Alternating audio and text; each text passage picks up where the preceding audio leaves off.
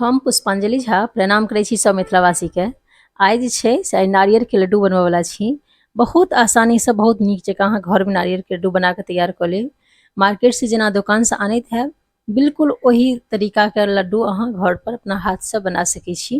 तो चलू हम लड्डू बनबय लेल चलै छी गैस के तरफ। गैस लग में जे छै से अपने फ्लेम जे छै गैस के वो बिल्कुल लो राखब, मीडियम नहीं राखब नहीं तो खराब भ जायत। तो एक कटोरी जे छै से नारियर के बुरादा लेलियै यऽ। ई नारियर के पाउडर जे छै से दुकान में बहुत आसानी से भेट जायत, कोनो दिक्कत नहीं हैत। नारियर के बुरादा किराना के दुकान में बहुत बढ़िया से अवेलेबल रहै छै। तो एकटा कटोरी से हम नापि के नारियर के बुरादा लेलहुँ है। आ एकरे यही कटोरी के छोटका जे साइज छै ओहि कटोरी से हम लगभग जेना कि देखियो जे बर्तन से अपने नारियर के बुरादा लेबै ने, जेना गिलासे से लेबै नारियर के बुरादा एक गिलास, तो आधा गिलास जे छै से अपने चीनी लेबै में और आधा गिलास जे छै से दूध लेब।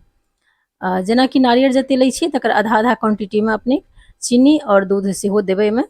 आ चीनी अब दऽ देलियै हन आधा कटोरी और ओकरा मिक्स कऽ लै छियै। नारियर के बुरादा जखन अहाँ भूजै ले एबै तखन जे छै से 2 मिनट से 3 मिनट के अंदर ई तैयार भऽ जायत, गरम भऽ जायत। किया तऽ बेसी जो एकरा में आँच लगेबै नारियर के बुरादा में तऽ ई गोल्डन भऽ जायत, ब्राउन भऽ जायत, तऽ उ बिल्कुल नहीं नीक लागत। किया तऽ नारियर के बुरादा जे छै से लड्डू जे नारियर के लड्डू जे होइ छै से बिल्कुल व्हाइट व्हाइट बढ़िया लागै छै। तैं दुआरे बिल्कुल एहिमे 2-3 मिनट के अंदर चीनी दऽ देबै आ 1 मिनट के बाद जे छै से एहिमे दूध दऽ देबै और तीनों के मिक्स कऽ देलियै। देखियो अब चीनी जे छै से पिघलतै एहिमे, तऽ ओहिके बाद जे छै से एकदम धीमी आँच पर एकरा जे छै से चलबैत रहब।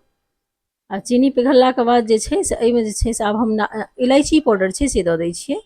इलायची पाउडर 1/4 चम्मच दऽ दै छियै। देखियो क्वांटिटी अपने के हिसाब से राखब।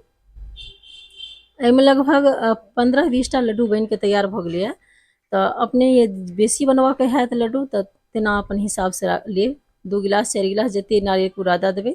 लेकिन जे हम क्वांटिटी कहलहुँ है ना बिल्कुल वही हिसाब से अपने के देब। और भऽ गेलै है, आब एकरा बंद कऽ दै छियै। किया तऽ चीनी जे छै सेहो मेल्ट भऽ गेलै हन। तऽ आब एकरा जे छै से ठंडा होइ लए 4-5 मिनट के लेल बाहर पर छोड़ि देलियै बाहर में। आ ई जे छै से नारियर के बुरादा जे छै जे हम रखने छियै ई गरम वाला नहीं छै। तऽ ई 2 चम्मच नमहर चम्मच से दऽ देलियै एहि दुआरे जे एहिमे किछु हेतै से एकर टेस्टो जे छै से इनहेंस भऽ जेतै।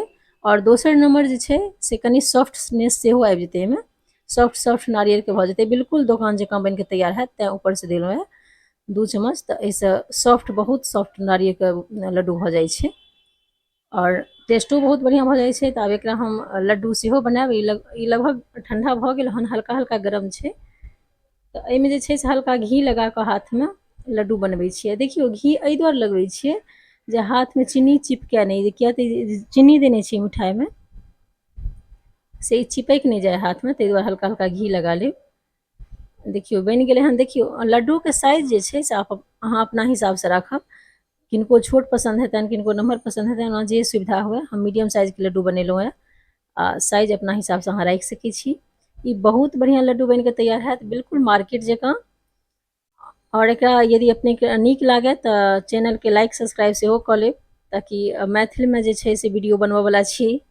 किचन के जतेक काम होइ छै भोजन से रिलेटेड से वीडियो हम मैथिली में बनबऽ वाला छी। तऽ अपने के लाइक सब्सक्राइब सेहो कऽ लेब जँ नीक लागे तऽ, और ट्राई घर में जरूर करब। बहुत नीक लड्डू बन के तैयार है, सबके पसंद हेतनि। ई नारियर के लड्डू बनेला के बाद जे छै से नारियर के जे बुरादा छै ओही में एकरा कोट कऽ दियौ, बिल्कुल लपेट दियौ। एहिसँ की हैत जे बहुत बढ़िया हाथों में नहीं चिपकत। ई बहुत बढ़िया से लड्डू देखऽ में बहुत सुंदर लागत, खाइयो में बहुत नीक लागत। तऽ एकरा नारियर के बुरादा में लपेटिए के लड्डू बनायब। दुकान में एहने होइ छै, सेम टू सेम एहने होइ छै। और जते जते सेरायल जायत ने तते बढ़िया से सेट होइत जायत। देखियो सबसे पाछू जे लड्डू बनेलियै से कतेक बढ़िया जकाँ सेट भऽ गेलै, किया तऽ ठंडा भऽ गेलै है। तैं दुआरे ठंडा भेलाके बादे ही बढ़िया लड्डू बनत। देखियो एकदम परफेक्ट बन के तैयार भेल हन लड्डू। ट्राई जरूर कऽ के देखब।